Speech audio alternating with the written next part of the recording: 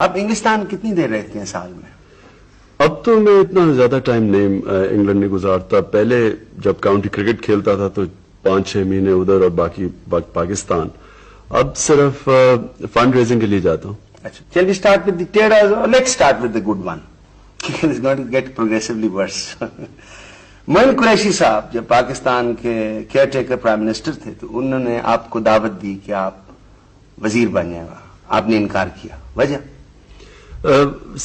بڑی سمپل تھی. نہیں, میرے خیال میں کہ میں کچھ کر نہیں سکتا تھا وزیر بن کے.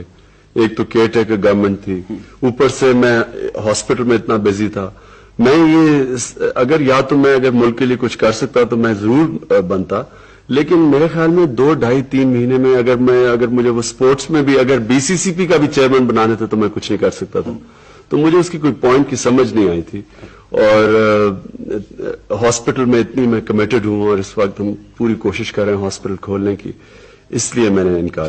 ضیاء الحق صاحب نے بھی ایک دور میں آپ کو دعوت دی تھی کہ اگر آپ چاہیں تو کہتے تھے کہ ہم کوئی بھی سیٹ خالی کرا کے تو آپ کو الیکٹ بھی کروا دیں گے یا ویسے ہی وزیر بنا دیں گے. وہ بھی آپ نے قبول نہیں کیا. جی, وہ انہوں نے بھی کیئر ٹیکر گورنمنٹ تھی جب جنیجو صاحب کو انہوں نے ڈسمس کیا تھا, تو تب بھی یہی سچویشن تھا. جی, میں اپنے آپ کو بالکل کمپیٹنٹ ہی نہیں سمجھا کہ میں بن سکتا ہوں منسٹر. آپ کو کبھی خیال نہیں آیا سیاست میں حصہ لینے کا, عملی سیاست میں؟ جی نہیں, کبھی. میں نے لوگ کہتے رہتے تھے, ایک دو دفعہ میں نے سوچا بھی غور سے, لیکن میں نے یہ سوچا کہ میں سیاست میں کیا کرنے آؤں گا. مجھے صرف ایک ہی وجہ ہو کہ اگر میں کوئی چینج کر سکوں یا میں کوئی امپروو کر سکوں سچویشن. اور جو میں نے جب اس کے اوپر سوچا تو میں نے ریئلائز کیا کہ زیادہ اچھا ہے کہ سیاست سے باہر رہ کے انسان کر سکتا ہے. کم از کم اگر میں ہاسپٹل کے لیے پیسے اکٹھے کرنے جاتا ہوں, لوگ مجھے یہ تو نہیں کہہ سکتے کہ میں ووٹ لینے آیا ہوں. تو وہ زیادہ آسان تھا, نان کانٹروورشل, نان پارٹیزن بن کے سوشل ورکر, بجائے یہ کہ اگر ہر کوئی پرائم منسٹر ہی بن کے ملک نہیں ٹھیک کر سکتا.